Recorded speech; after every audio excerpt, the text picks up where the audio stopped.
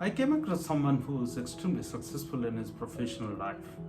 We started talking, and the person remembered some of his childhood experiences. It left a deep impression in my mind, and I started relating about my childhood with his.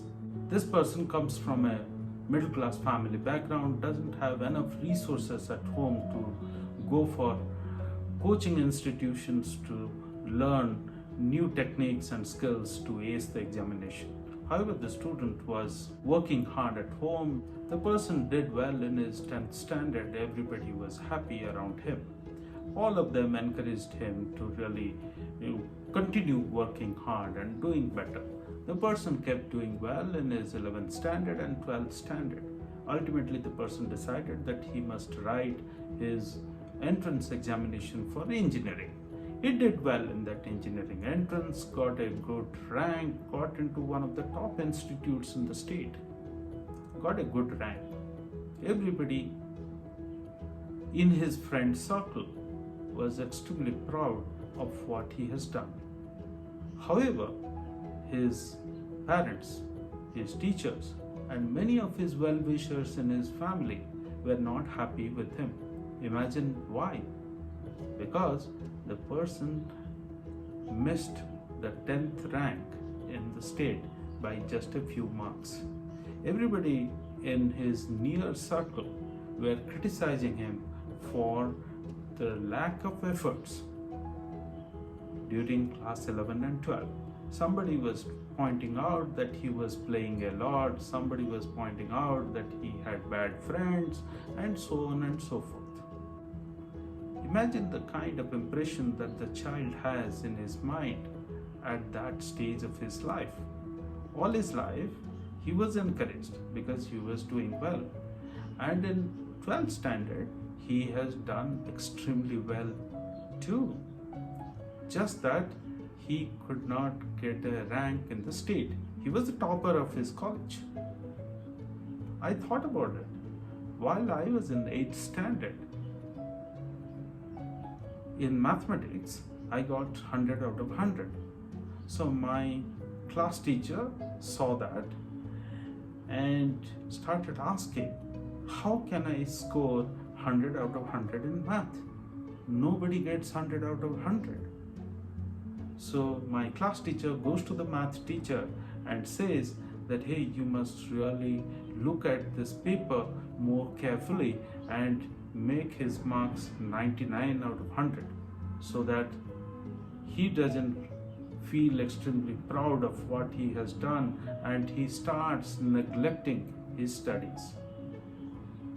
If we give 100 out of 100, the person is likely to get defocused.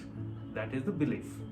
Similar to what my friends, parents, teachers, and other well-wishers in the near circle believed.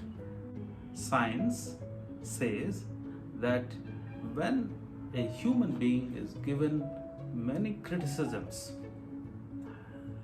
human mind is struck hard by negative emotions such as fear, such as stress, such as anxiety, anger, and various such emotions which compromise the person's capabilities, and the person's performance comes down, the person's focus reduces. So why should our well-wishers do this mistake? That's one aspect. The second aspect, let's think of this small folktale that I came across. Beautiful folktale. Once upon a time, many children were playing under a huge mango tree. The mango tree was laden with many ripe mangoes. They were throwing stones at that tree so that some mangoes fall and they will enjoy those ripe mangoes. One saint was meditating under this tree.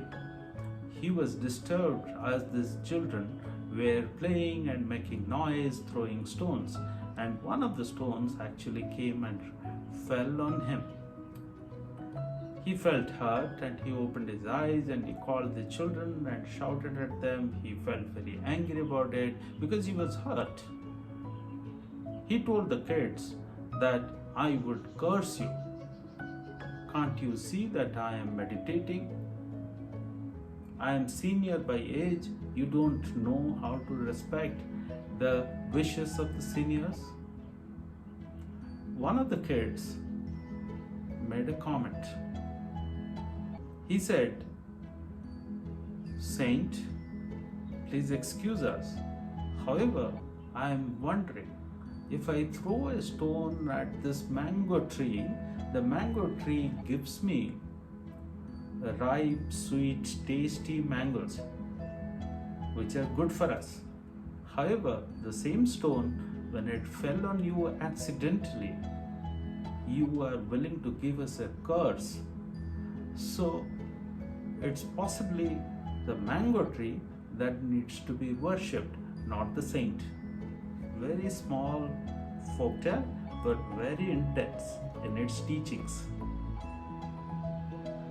If you criticize people, then the result that you get is the rejection, or it creates a negative impact on the person who is receiving this criticism. The earlier belief that if I criticize someone, that person is likely to accept this criticism and will improve. This belief possibly is not right. Like this kid in this folktale doesn't accept that criticism from the saint about careless throwing of stones at the tree. If you think about Ramayana, King Ravan has stolen somebody else's wife, and many such other behaviors that he has demonstrated which are not ideal. Everybody in the court knows about it, but nobody raises a voice about it except his own brother, who tells him, who reminds him that what Ravan is doing is not right. What does Ravan do? Ravan doesn't accept the criticism. He throws the criticism away. He rejects it completely. He throws the critic away. So let's stay with these three things and think about the teachings which are embedded and try to understand what's the right thing to do. In Bhagavad Gita, a number of times Lord Sri Krishna advises Arjuna.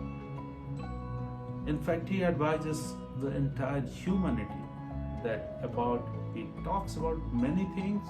One of the important things which strikes me as I put together these three things is about the equanimity. Equanimity encourages us to look at the encouragement as well as the criticism, give them the same value. Take encouragement, feel good about it, feel positive about it, and keep doing the right things. Also, take the criticisms and understand what the point is. I think the point that my friends, teachers, parents, and other people in the near circle, or the point that my class teacher was trying to make in class 8, which I did not understand that time. That time it was extremely disappointing for me. But right now I can think that their point of criticism was to actually encourage me to keep trying, to keep raising the bar. Possibly it was not presented very well, possibly I did not understand as well as I do today. But the point they were making is that I must keep trying, keep improving every time. They did not want me, or similarly the teachers, the friends, the people, the near circle of my friend did not want him to get defocused. Wanted us to stay focused on this path and wanted us to pursue excellence. What Vibhishan was trying to do was to get Ravan back to the right path. So, ladies and gentlemen, my dear children, the point is about equanimity. All of us must accept the encouragement, must welcome the criticism, and take that criticism in the right spirit. Take the encouragement, look for encouragement. We all need to make progress. Thank you very much. Look forward to our future conversations.